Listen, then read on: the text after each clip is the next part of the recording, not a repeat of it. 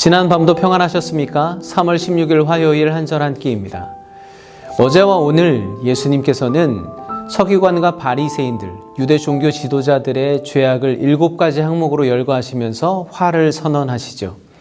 오늘은 그 5번째와 6번째를 중심으로 묵상 나눔을 해보려고 합니다. 먼저 25절 말씀을 보겠습니다. 화 있을진저 외식하는 서기관들과 바리새인들이여 잔과 대접의 겉은 깨끗이 하되 그 안에는 탐욕과 방탕으로 가득하게 하는도다. 서기관과 바리새인들의 겉모습은 마치 깨끗한 그릇과 같았습니다. 그들은 그들 자신의 정결함을 과시하기 위해서 손과 그릇과 옷을 늘 청결하게 유지했습니다. 그러나 그들의 마음속에는 온갖 방탕과 탐욕으로 가득 차 있었죠. 그러나 사람들은 그들의 겉모습만 보고 그들을 존경하고 따랐습니다. 그렇지만 오늘 예수님께서는 그들의 속을 들여다보시며 이렇게 비판하고 책망하고 계신 것이죠.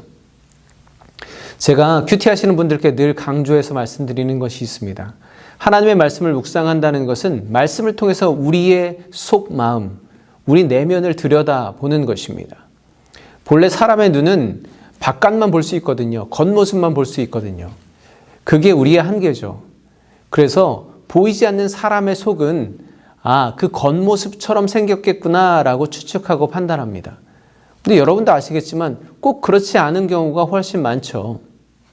그래서 흔히 하는 말이 있잖아요. 그 사람 보기와는 참 다르네.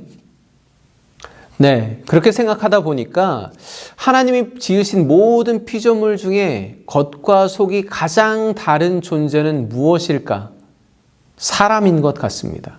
여러분 동의하시나요?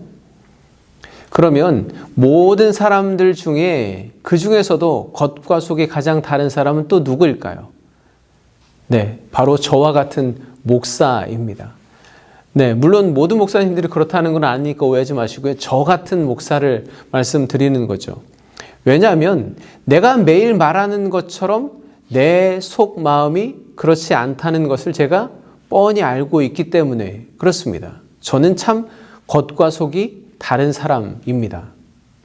우리 하나님께서는 우리와는 다르게 바라보시죠.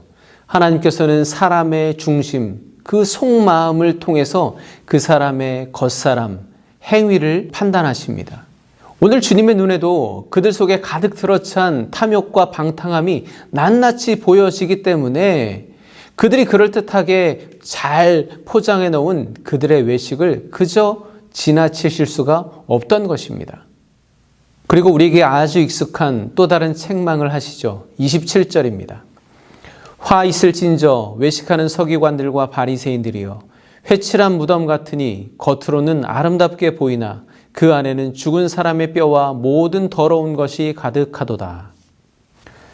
예수님은 그들이 회칠한 무덤 같다고 말씀하십니다. 마음속은 이미 죽어 썩은 내가 진동하고 온갖 부패한 것들로 가득 채워져 있는데 겉으로는 경건의 모양으로 그럴듯하게 하얗고 깨끗하게 발라놓은 그야말로 겉과 속이 너무나도 다른 위선의 극치를 지금 지적하고 계신 것입니다.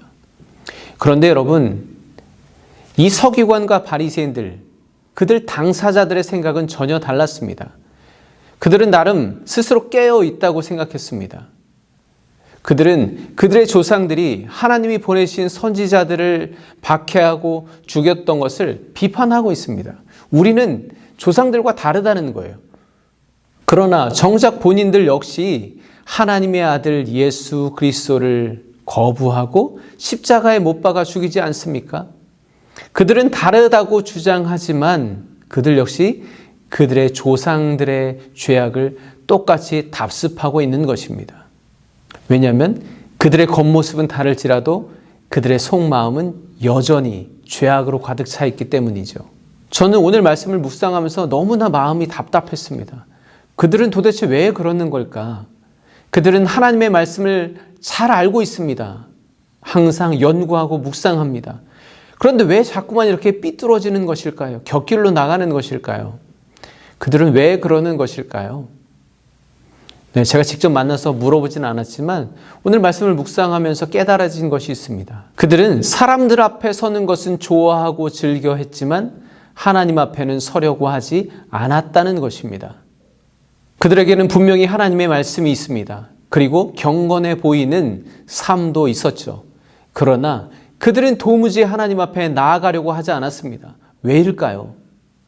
하나님 앞에 나아가려면 그들 속에 가득 차 있는 탐욕과 욕심과 불법들을 다 드러내 보여야 하기 때문입니다. 깨끗하고 아름답게 보이던 그 겉사람, 모든 사람의 존경을 받고 높은 위치에 앉아있던 그 모든 것들을 포기하고 그 모든 것이 거짓임을 인정해야 하기 때문입니다. 에덴 동산의 아담이 자기 안에 죄악이 들어온 것을 보고 가장 먼저 한 것은 하나님을 피하는 것이었습니다. 하나님의 낯을 피해 동산 나무 사이에 숨었습니다.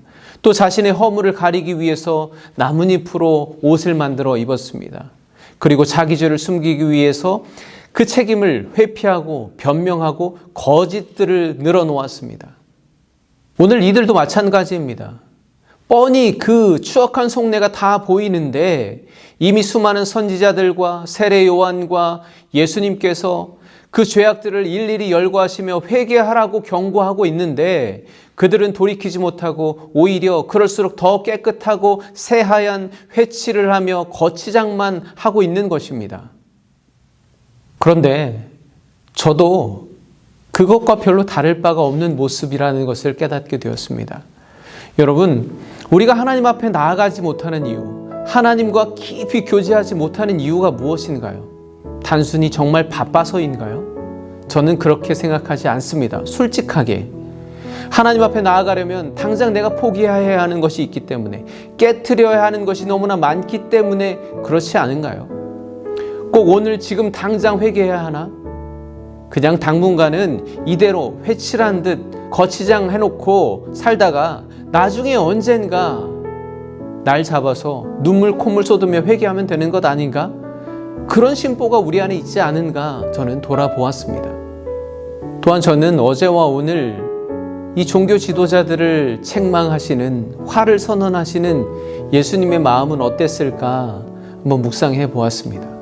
이 화 있을진저라는 말은 단순히 화가 나고 분노가 치밀어 오르는 상태를 말하는 것이 아닙니다. 깊은 슬픔과 절망과 근심이 섞여 있는 말입니다. 즉 예수님은 서기관과 바리새인들, 당시 유대 종교 지도자들의 외식에 대해 마음이 아플 정도로 고통을 느끼시고 계심을 그렇게 표현하고 계신 것입니다. 그러니까 지금 예수님의 말씀에는 단순히 분노와 저주의 감정만이 섞여 있는 것이 아닙니다.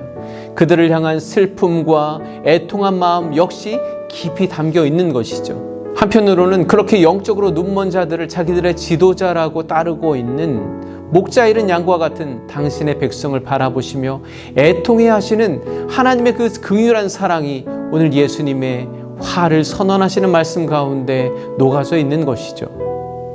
여러분, 우리는 어떻게든 하나님 앞에 나아가야 합니다. 우리 안에 얼마나 추하고 악한 것들이 있더라도 그게 드러나는 게 너무나 부끄럽고 자존심 상하고 보여주기 싫은 것들이 가득 들어차 있더라도 오늘 우리를 바라보시고 애통해 하시는 예수 그리스도의 십자가를 의지하고 기어코 하나님 앞에까지 나아가야 합니다. 그것이 우리가 살 길입니다. 그래서 오늘도 우리는 선택해야 합니다. 우리의 중심을 바라보시는 하나님의 시선을 피해서 변명과 거짓으로 회칠하며 살 것인지, 아니면 하나님께 나아가기 위해, 어떻게든 나아가기 위해 우리와 허물을 인정할 것인지, 오늘 여러분은 어떤 것을 선택하시겠습니까? 오늘 이 말씀을 기억하시면서 하나님께서 기뻐하시고 우리가 살 수 있는 선택을 하시기를 간절히 바랍니다. 평안하시고 내일 다시 찾아뵙겠습니다. 감사합니다.